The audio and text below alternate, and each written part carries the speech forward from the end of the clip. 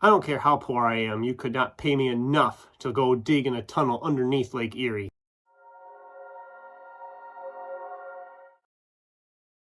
Hello my fellow page turners and welcome back to my channel. I am the man with a hat who reads, and today we are talking about a book I said I was going to talk about when I read it. Fire on the Water by Scott McGregor, illustrated by Gary Dumm.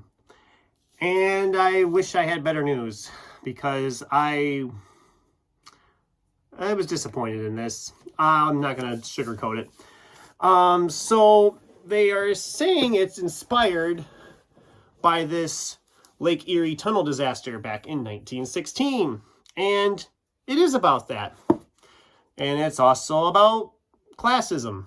It's also about an African-American inventor. And it's also about racism.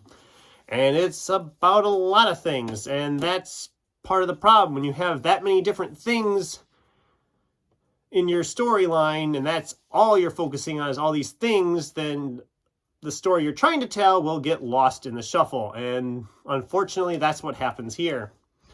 There is some good things in this story. There really is. I really enjoyed some of the stuff about it. I enjoyed anything with the African-American inventor. And which is why it's interesting why they don't actually focus on the actual guy. When they say it's inspired by the true life tragedy, yeah, that's all it is. It's inspired. It's essentially fiction. Because every character from the historical record, which is mentioned in the back of the book, they have a little section in the back that kind of tells you the details of the actual history, which is fascinating. I never knew the story. But all the characters have different names. And they mention in the actual storyline about how it's awful that nobody was ever going to know the name of this inventor who invented this mask to help them breathe the gas and the smoke when they were down in this tunnel because of him being African-American. Not the word they use, but I'm trying to be nice. That they won't ever know his name because he's African-American, and you can't have an African-American hero, which is BS, but whatever. It was the time, I understand. And how nobody in the history would know about it. But then why wouldn't you do the story about the actual guy? Why would you fictionalize him, give him a different name, and then at the end fill us in like, oh yes, this is the real story, this is the real guy. Well, why didn't you just tell us the story of the real guy? And better yet, why not just call it that? Make the story about him, because his story is interesting.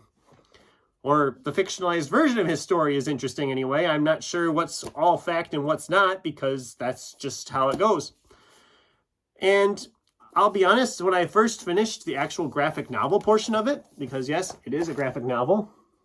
When I first finished that portion of it, I was like, well, that wasn't so bad. Then I started reading the actual history and I was disappointed. And the more I've thought about it since I finished it, my original score I gave it on Goodreads is a little too kind. I think I'm going to drop it. So, Fire on the Water, I'm going to give this 2 stars. I was not thrilled with it. I wish I had better news. I wanted it to be better. I wanted it to be able to balance all the things it was trying to balance, but it doesn't balance all the things it wants to balance. And yeah, this was a disappointment for me. What about you guys? Did you read Fire on the Water? What were your thoughts on it? Am I just crazy in my disappointments? I'd love to hear in the comments below. And until next time, thanks for watching and keep turning pages.